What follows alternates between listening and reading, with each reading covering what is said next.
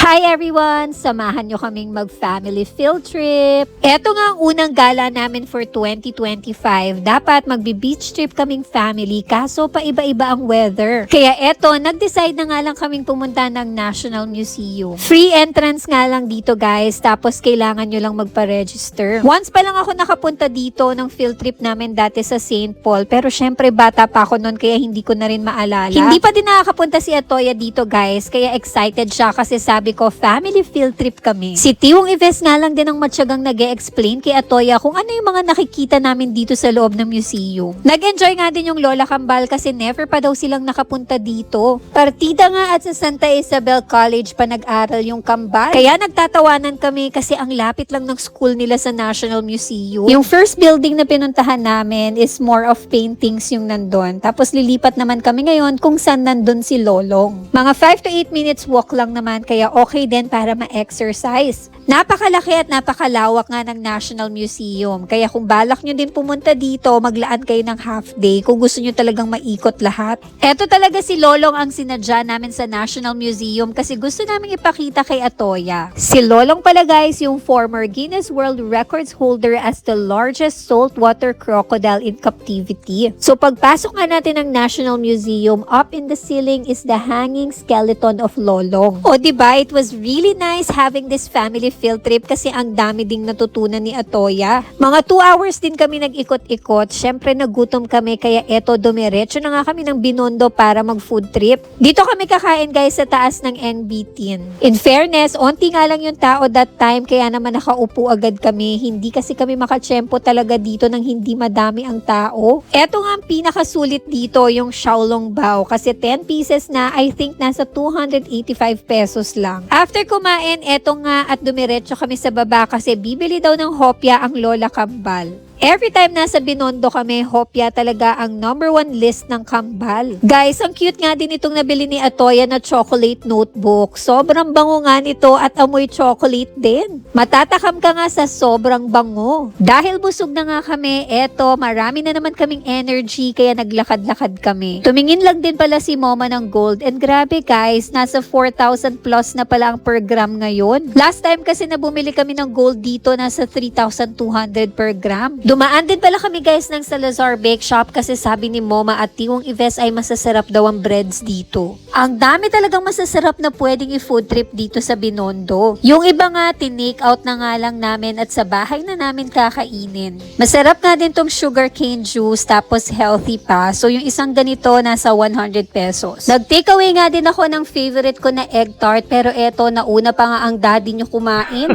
Enjoy talaga kami nung araw na to kahit nakakapagod. Swerte nga lang nito ni Atoya dahil kapag napagod, madaming magbubuhat sa kanya. Thank you guys for watching. Bye everyone!